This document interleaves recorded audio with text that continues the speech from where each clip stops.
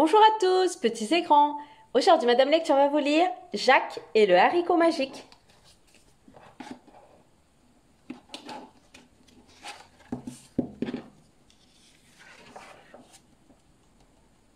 Il était une fois une pauvre veuve qui vivait avec son fils Jacques.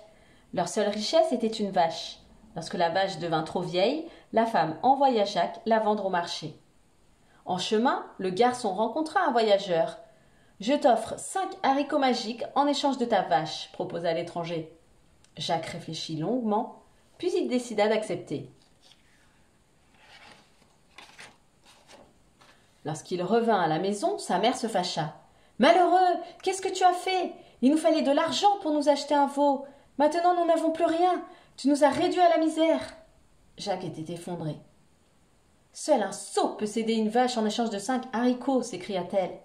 Puis elle prit les 5 haricots, les jeta par la fenêtre et envoya Jacques au lit, sans souper.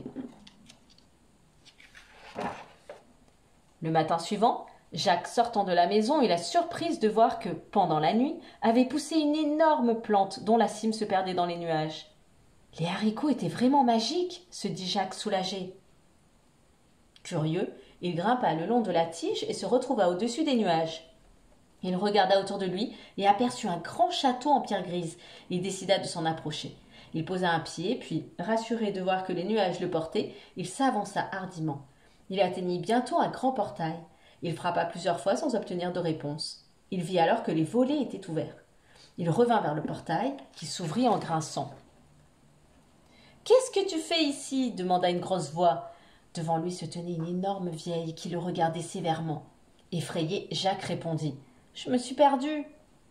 Donnez-moi à manger, j'ai très faim. » La vieille, qui n'avait pas d'enfant, lui dit alors. « Entre vite, je te donnerai du lait, mais fais bien attention. Mon mari est un ogre qui mange les enfants. Si tu l'entends arriver, cache-toi vite. » Jacques venait de boire un bon bol de lait quand il entendit un grand fracas. C'était l'ogre qui rentrait. « Ça sent la chair fraîche » hurla l'ogre de sa grosse voix. « Vite, cache-toi » murmura la vieille à Jacques, et elle le poussa dans le four. «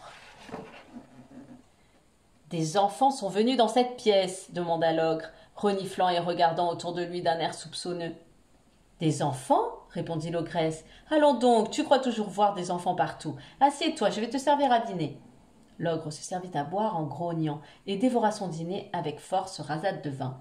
Après le repas, il compta ses pièces d'or, puis il s'endormit, les pieds sur la table. Ses ronflements ébranlèrent les murs du château. La vieille s'éloigna pour préparer le lit et Jacques sortit tout doucement du four. Voyant des pièces d'or sur la table, il en remplit une petite bourse et s'échappa sans faire de bruit. Le cœur battant, craignant d'être poursuivi, mais ravi de se sentir riche, Jacques courut jusqu'au sommet du haricot et se laissa glisser aussi rapidement qu'il pouvait le long de sa tige. Quand il mit pied à terre, il retrouva sa mère qui l'attendait. Dès qu'elle vit son fils, elle fondit en larmes. « Où étais-tu pendant tout ce temps? Veux-tu me faire mourir de peur? Qu'est-ce que c'est qui a poussé là ?» Jacques l'interrompit et lui montra les pièces. « Tu vois que j'ai bien fait d'échanger la vache contre les haricots magiques. Écoute ce que je vais te raconter. » Et il lui rapporta tout ce qui était arrivé. Jacques et sa mère purent s'acheter tout ce qui leur manquait et ils connurent enfin l'aisance. Mais le temps passa, le tas de pièces fondit et le jour vint où la dernière pièce fut dépensée. Jacques décida de retourner au château des nuages. Cette fois-ci, il y pénétra sans être vu et alla se cacher dans le four. Peu après, l'ogre arriva.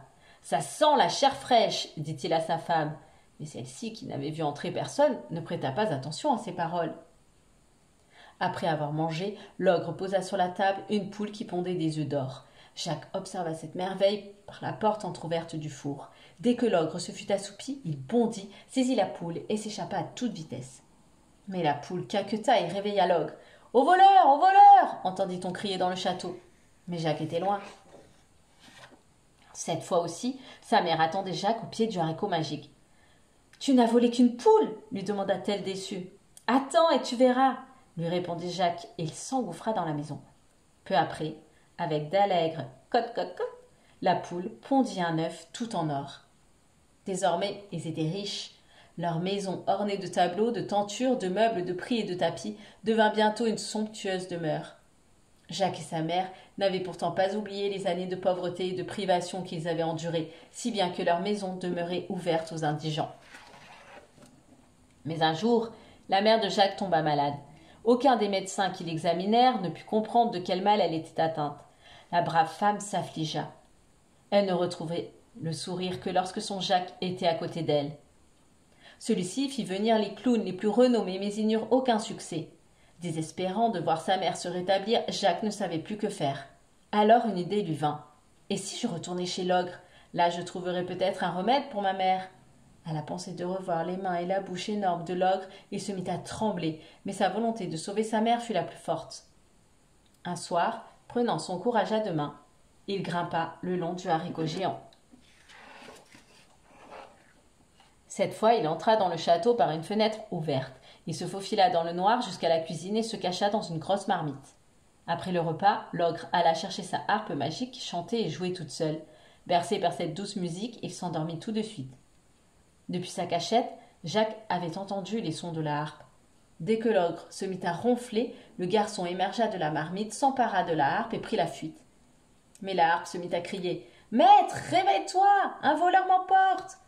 L'ogre se réveilla en sursaut et s'élança à la poursuite de Jacques.